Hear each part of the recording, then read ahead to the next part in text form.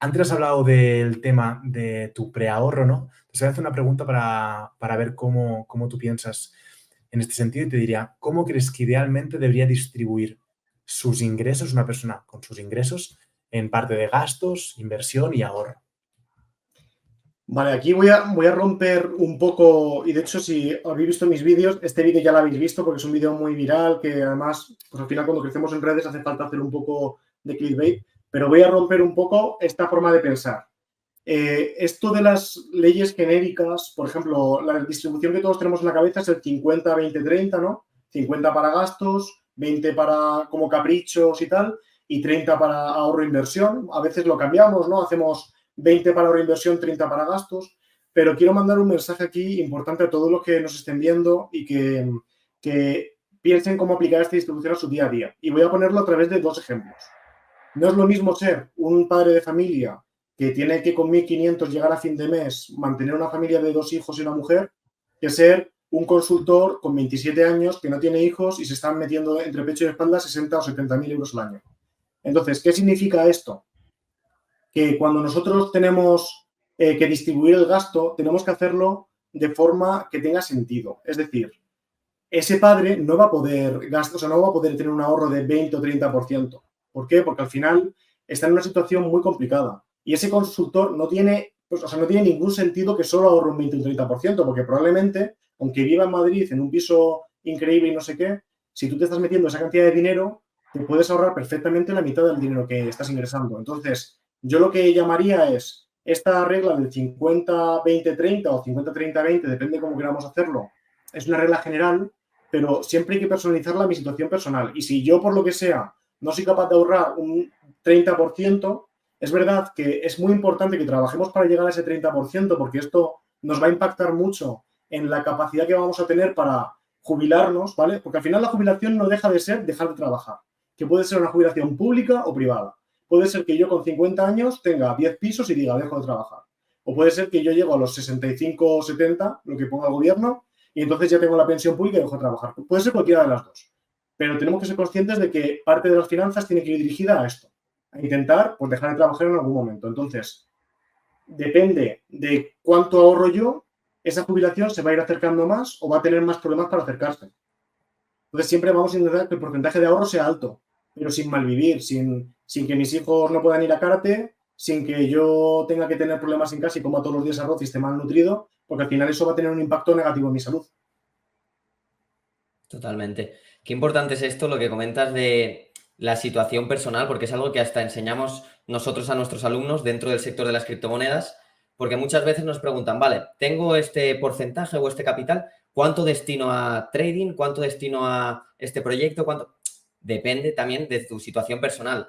¿Cuánto porcentaje de tu capital total has destinado a criptomonedas? ¿Cuánto dentro de las criptomonedas o cuánto te afectaría si lo perdieras? Entonces, es muy importante eso porque al final hay veces que se busca una regla exacta de, vale, tengo que hacer esto, esto y esto. No, no existe porque necesitas tener tu porcentaje y tu situación personal.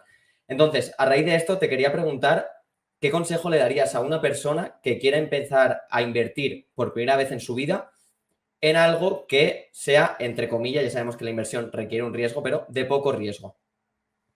Vale, yo aquí, o sea, el tema del poco riesgo, ¿vale? Porque también estamos hablando en un entorno, porque todos los que estáis escuchando esto seguramente sois personas que se interesan por criptomonedas y tenéis una percepción del riesgo, vamos a hacer un poquito distinta, ¿vale? Vamos a hablar, o sea, voy a enmarcar esto en que voy a hablar para gente que no es profesional de la inversión, porque un profesional de la inversión tiene sus propias reglas de gestión de riesgo y esas reglas de gestión de riesgo al final están basadas en su estrategia. Entonces, para una persona que no es profesional de la inversión, lo primero que yo haría antes de empezar a pensar en invertir sería empezar a pensar cómo quiero gestionar mis finanzas. Entonces, ¿eso cómo se hace? Tenemos que hacerlo mirando a ver cuáles son mis objetivos en diferentes horizontes. Por ejemplo, yo quizás a corto plazo me quiero comprar un coche, es decir, de 0 a 3 años me quiero comprar un coche, dentro de 5 me quiero comprar una casa y en el futuro me quiero jubilar. Y entre medias quiero que mis hijos vayan a la universidad, ¿no? Entonces, en función de esos plazos, vamos a tener diferentes instrumentos financieros que me van a ayudar a llegar a diferentes objetivos.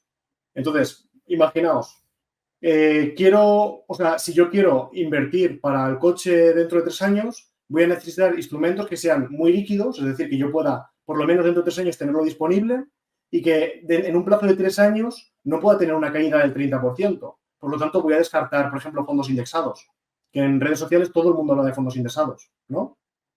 Quizás aquí podríamos estar hablando de bonos, podríamos estar hablando de letras del tesoro, podríamos estar hablando de depósitos, hay muchos instrumentos, pero cada instrumento tiene su sentido.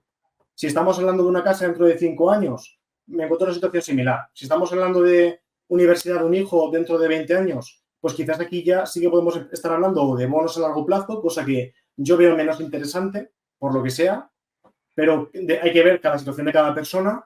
Y aquí sí podríamos estar empezando a hablar ya, por ejemplo, de inversión en un indexado. Si a mí me gusta mucho el tema y probablemente muchas de las personas que están viendo este directo sois personas a las que les gusta leer, os gusta informaros, pues a lo mejor sí que podéis empezar a pensar en montaros una cartera un poco más personalizada con acciones que os gusten. O sea, eso puede tener sentido. Tened en cuenta también que a la hora de tributar, vamos a tributar diferente si compramos fondos, si compramos acciones o si compramos, por ejemplo, planes de pensiones, ¿no? O sea, cada una tributa de una forma. Entonces, es una pregunta un poco amplia, pero bueno, por dar una respuesta como un poco más así como cerrada, si yo quisiera generar un poco de rendimiento con muy poco riesgo, ahora mismo en el entorno de tipos altos que tenemos, yo lo que miraría serían bonos y serían instrumentos de lo que se llama renta fija. Que al final la diferencia entre renta fija y renta variable es que en la renta fija es un contrato de deuda en la que yo tengo, por ejemplo, imaginaos yo hago un contrato con vosotros y firmamos que dentro de un año os voy a dejar 1.000 euros y vosotros me vais a devolver 1.000 euros más un 3% de rentabilidad. Entonces, ¿qué características tiene esto? Primero, que no tengo liquidez, porque os he prestado dinero. Segundo, que tengo una rentabilidad garantizada. ¿Qué significa garantizada? Significa que está garantizada siempre y cuando mi contraparte, que vais a ser vosotros, paguéis. Claro, no es lo mismo que mi contraparte sea una empresa, mi primo Paco o un gobierno, y siempre que yo no rompa el contrato a medias o le venda el contrato a alguien a medias. Es decir, que me estoy comprometiendo de alguna forma a no hacerlo líquido, ¿vale? Y luego tengo una rentabilidad que está garantizada, entre comillas, porque al final lo que termina significando es eso, que es una rentabilidad. Tened en cuenta también una cosa, tenemos ahora una inflación un poco alta, entonces esta rentabilidad podría no vencer a la inflación, pero sí que va a ser más rentabilidad que la que vais a obtener en el banco sin moverlo.